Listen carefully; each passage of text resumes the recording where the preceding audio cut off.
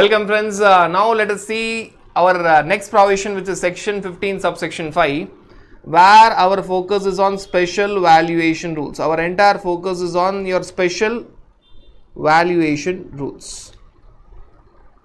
Why we are calling it as special valuation rules, friends? We are calling it as special valuation rules for a simple reason that in these scenarios where you are talking about rule 31A as well as rule 32, you are not going to go with the normal principles of valuation where you are going to follow section 15.1, 15.2, 15.3, price plus additions minus exclusions. No, you are going to have a separate formula, notional formula for all those notified cases.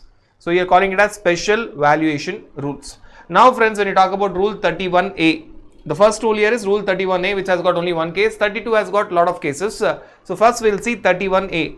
Friends, 31A talks about actionable claim.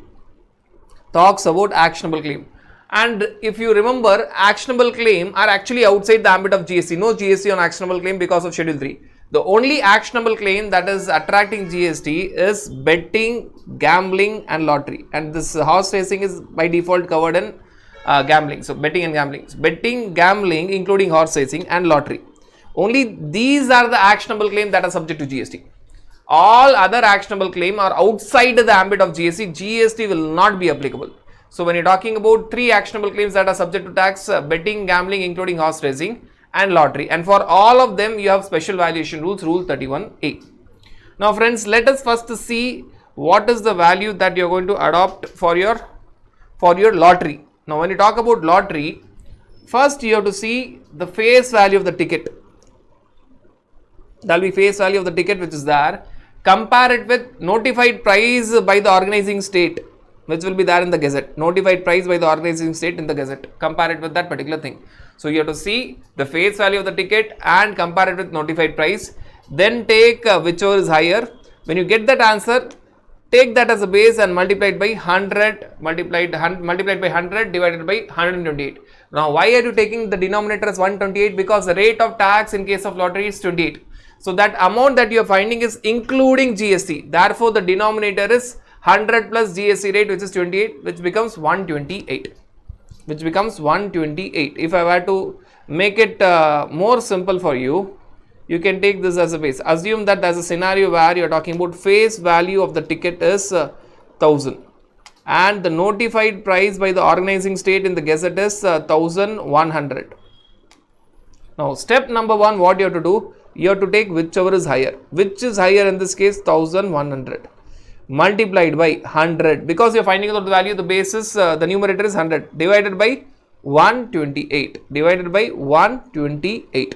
So assessable value, friends, will be assessable values. What you did, the step number 1 was take the face value or notified price by the organizing state in the gazette. Whichever is higher, you took this 1100. What is the second step? Multiplied by 100, because you want to find out the assessable value, divided by 128. Why 128? The rate of tax is 28. So that amount that you're getting 1100 is including GST. So denominator is 100 plus the GST rate, which is 28, 128. So that is for lottery. That's all about your lottery. And friends, when you talk about the second part, your betting, gambling and horse racing. Betting, gambling by default includes your horse racing. So if you see the infographics, you will find this betting, gambling including horse racing. What you have to do, you have to take, there's no multiplied by 100 divided by 128, that's 100%. Now no step 2 and all. What you have to do, either you have to take the face value of the bet. Either you have to take the face value of the bet if it is available, or what is the amount that you have paid to totalizator. Totalizator is a person who is going to book your bettings.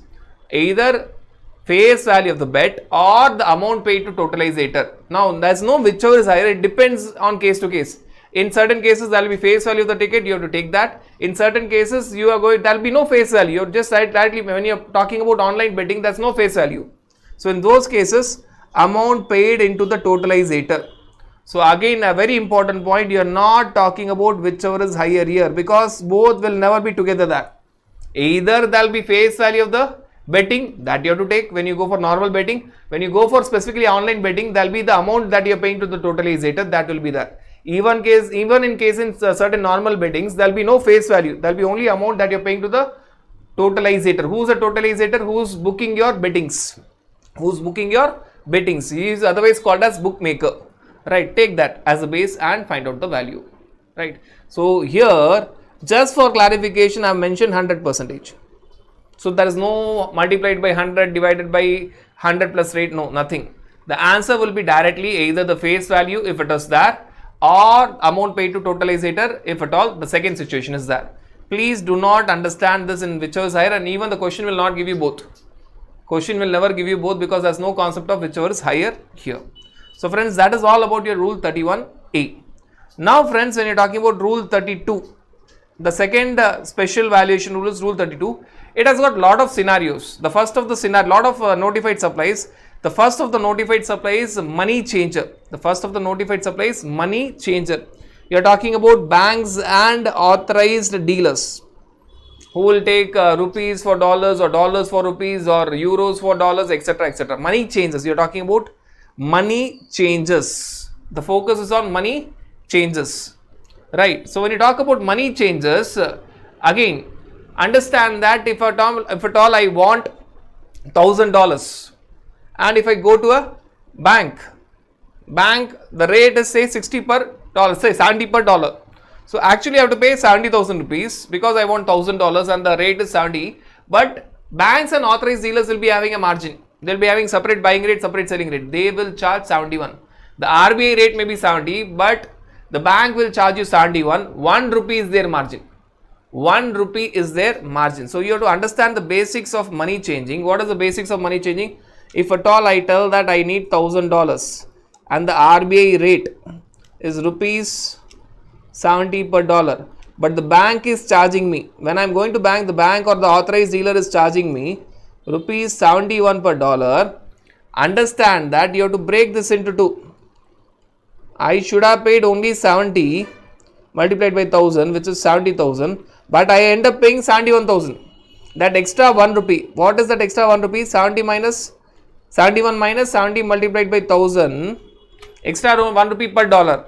For $1,000 I have paid extra 1,000 rupees because the total amount that I end up paying to the bank is 71,000 rupees for getting $1,000. So the 70,000 rupees is not at all subject to GST. It is mere transaction in money, and money is outside the ambit of GST.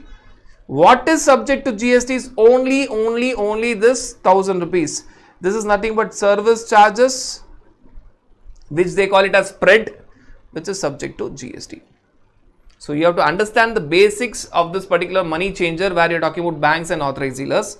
So if at all, I am again telling the example, if you require $1,000 and if you see the RBI rate is rupees 70 per dollar, you should have paid only 70,000 rupees, but the bank or the authorized dealer is charging 71 per dollar, you end up paying 71,000 rupees. Now you break up that into two. 70,000 is nothing but mere transaction in money. You are getting dollars for rupees, no GST. 1,000 is nothing but the service charges that the bank or authorized dealer is charging.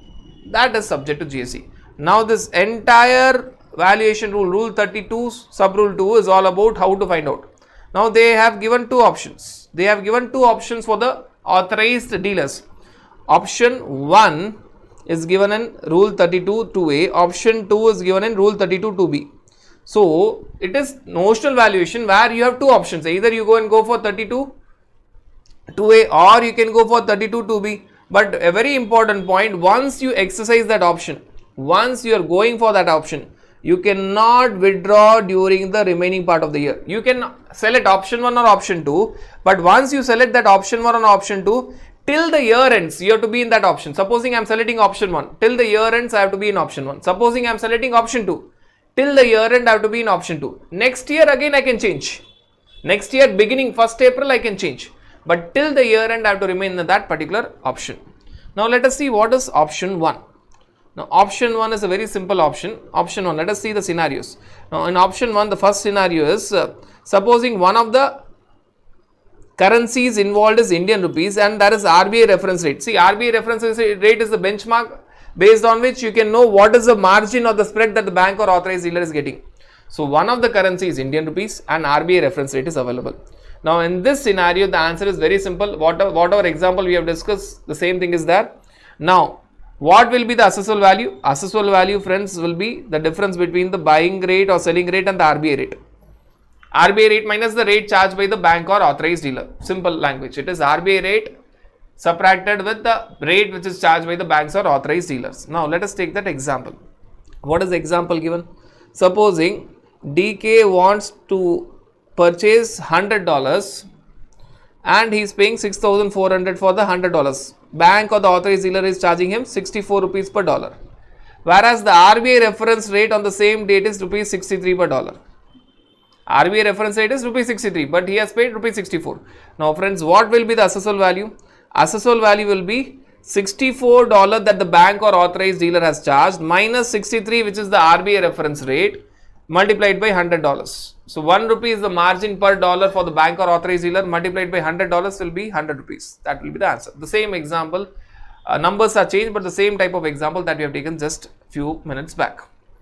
Now second scenario, friends. Second scenario, if I tell that one of the currency is Indian rupees, but RBI reference rate is not available. You don't have the benchmark rate. RBI reference rate is the base where you can understand what is the margin that bank or authorized dealer is getting.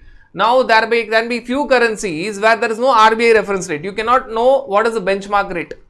Now in that scenario, the rate is 1% of gross amount of Indian rupees. 1%, whether you pay Indian rupees or say when you are giving foreign currency, you will get Indian rupees. Or when you want foreign currency, you will pay Indian rupees. Either you will get Indian rupees or you will pay Indian rupees. So what are they telling? There is Indian currency involved, Indian currency and foreign currency.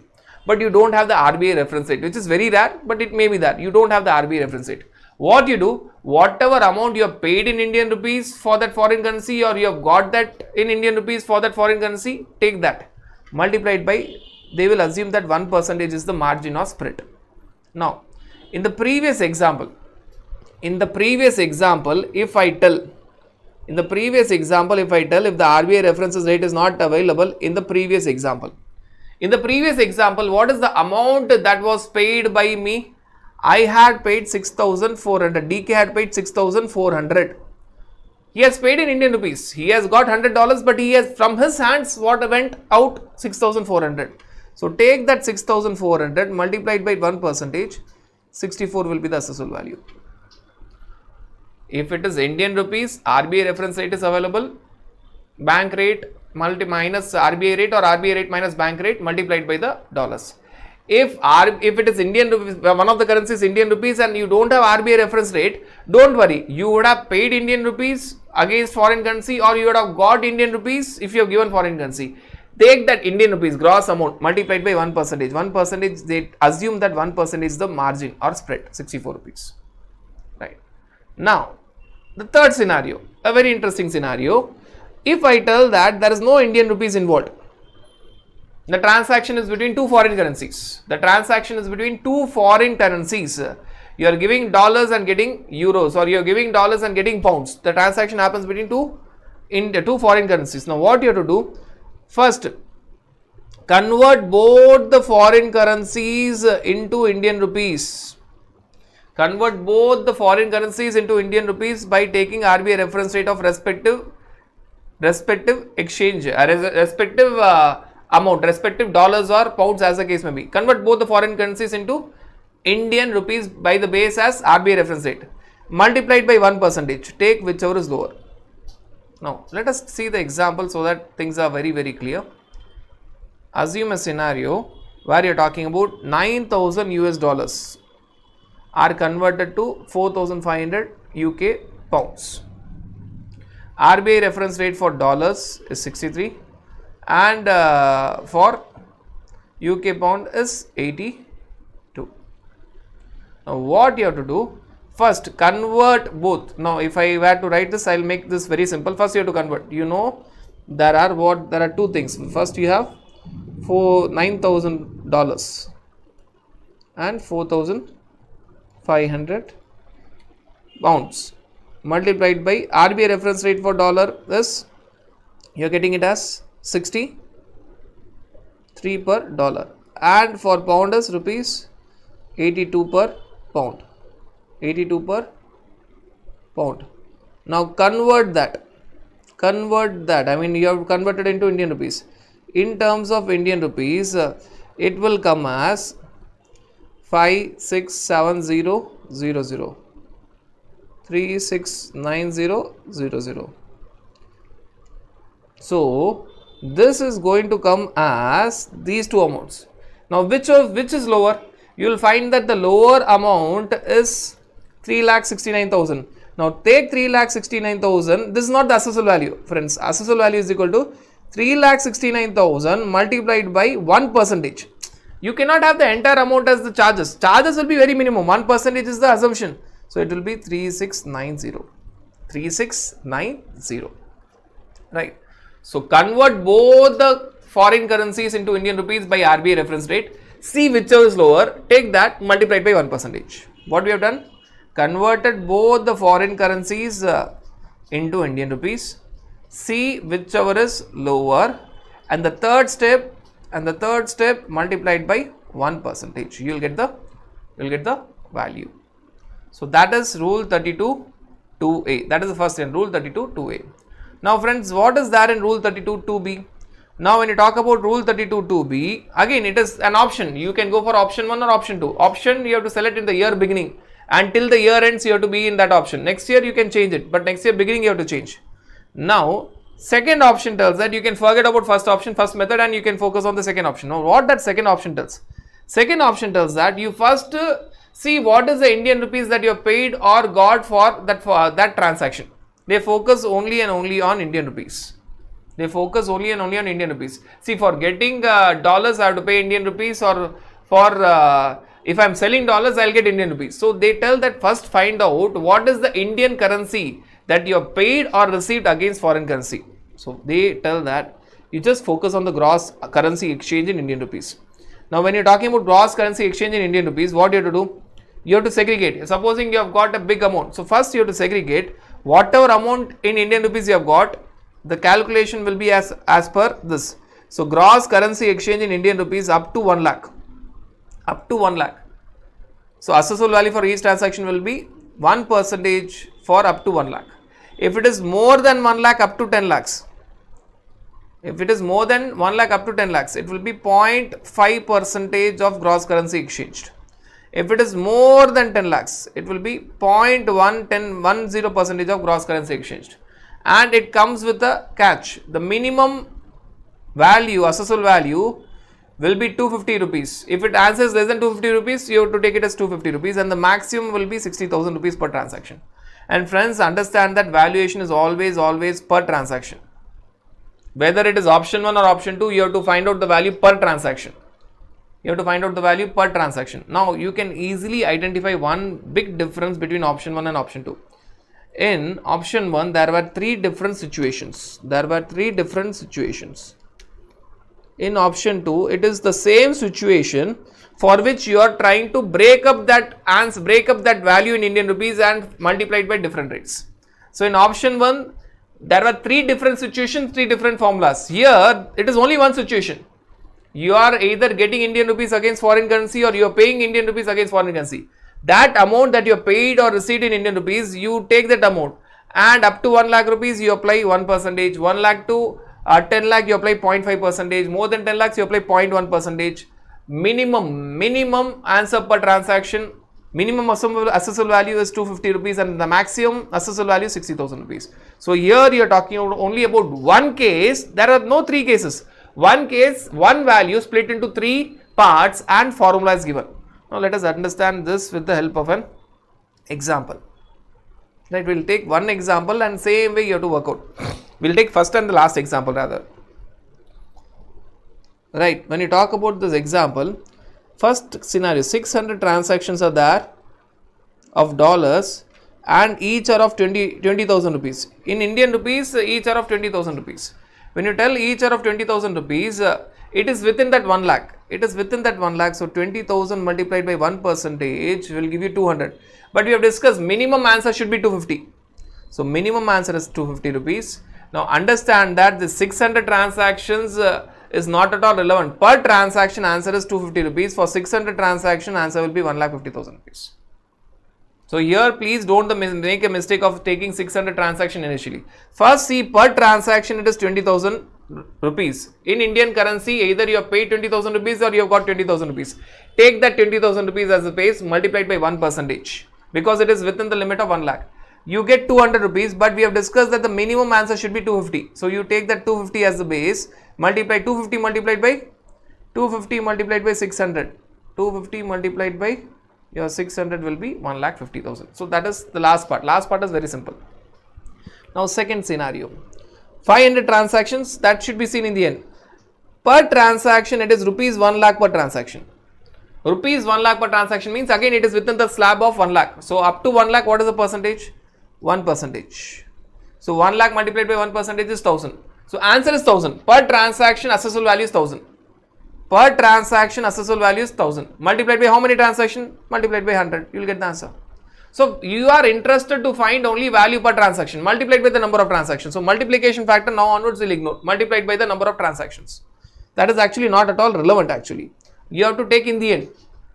Now in the third scenario, rupees per transaction is 5 lakhs. Rupees per transaction is 5 lakhs. Understand, if I were to segregate this 5 lakhs, how am I going to segregate? Now for the initial 1 lakh, I will multiply it by 1%. For next 4 lakhs, I will multiply it by 0.5%. So initial 1 lakh multiplied by 1% is 1000, and balance 4 lakh. Balance 4 lakh multiplied by 0.5%. Multiplied by 0.5% is 2000. So totally it is 3000. Totally it comes to 3000. So you will find that 3000 is the answer here. 3000 is the answer here. Multiplied by the number of transactions. Here it is 200 transactions. So take that 200 and proceed. Take that 200 and proceed. Now the next scenario. Indian rupees 5 crore per transaction. 5 crore per transaction. How many transactions are there? 100. That you have to take it finally. So forget about number of transactions initially. That will be the final factor. So first you have to find out per transaction. 5 crore per transaction. Now if I tell it is 5 crore per transaction, friends, how you have to calculate? 5 crore per transaction for the initial 1 lakh. For the initial 1 lakh, it is 1%. It is 1%. For the next 9 lakhs, 1 lakh to 10 lakhs is next 9 lakhs, it is 0.5%. So for the initial 1 lakh, you will get 1000. For the next 9 lakhs, you will get 4,000, 4,500, 4,500. Now 5 crores, you have to remove out of 5 crores, you have to remove 10 lakhs because 10 lakhs is already there. So 4 crores 90 lakhs. 4 crores 90 lakhs multiplied by 0.1%. Multiplied by 0.1%. It is 4 crore 90 lakhs because out of 5 crores, you have to remove the above 10 lakhs. So 4 crore 90 lakhs multiplied by 0.1%. So in that scenario, how much you are going to get? You are going to get 49,000. 49,000. So total value is 50,000, 54,500. 54,500. And friends, the maximum limit is, there is a maximum limit as well. So this is not crossing the maximum limit. It is not crossing the maximum limit. Only if it is crossing 60,000, you have to stop. So here you will get the answer as 54,000, 54,500, 54,500. So that you have to understand, multiplied by number of transactions. And the last scenario, friends, if I tell it is 10 crores, if I change 5 crores to 10 crores, now I have changed that 10 crores per transaction. I am not taking number of transactions because whatever answer you get multiplied by number of transactions. If I tell it is 10 crores per transaction, what are you going to do? Same thing, first will be 1 lakh multiplied by 1%, 1000. Next 9 lakhs, that is 1 lakh to 10 lakhs, next 9 lakhs 0.5%, which is 4,500. Next 9 crore 90 lakhs. 9 crore 90 lakhs multiplied by 0.1 percentage. 9 crores 90 lakhs. So it will be 99,000. So total value will be 1,04,500 per transaction. But friends, per transaction assessable value cannot exceed 60,000. So it will be restricted to 60,000. It will be restricted to 60. The lowest answer can be, the minimum answer should be 250 and the maximum answer cannot exceed 60,000 per transaction. So here you will get 1,04,000 that you have got, but maximum of 60,000. So answer will be 60,000 multiplied by the number of transactions. Friends, understand that finally when you are finding your answer, please note that you are trying to find out assessable value. Please be very clear with the fact that in whether it is rule 31A or rule 32, whatever answers we are finding only assessable value. We are not finding GST. This is only and only assessable value. In whether it is rule 31A or rule 32, in all the cases, our focus is only and only on your assessable value. Friends, that is all about your money changer, option 1 as well as option 2. The difference I have highlighted very clearly. In option 1, you have 3 different scenarios, 3 different formulas, whereas in option 2, there is only one scenario. Whatever gross exchange of Indian currency is there, gross amount, gross currency of Indian rupees which is exchanged, whether you are paid or received, take that as a base. Up to 1 lakh, 1%, 1 lakh to 9 lakh, 0.5%, more than 10 lakhs, 0.1%. Minimum value is 250 rupees per transaction and maximum value is 60,000 rupees per transaction. That you have to keep at the base. So situation is only one here.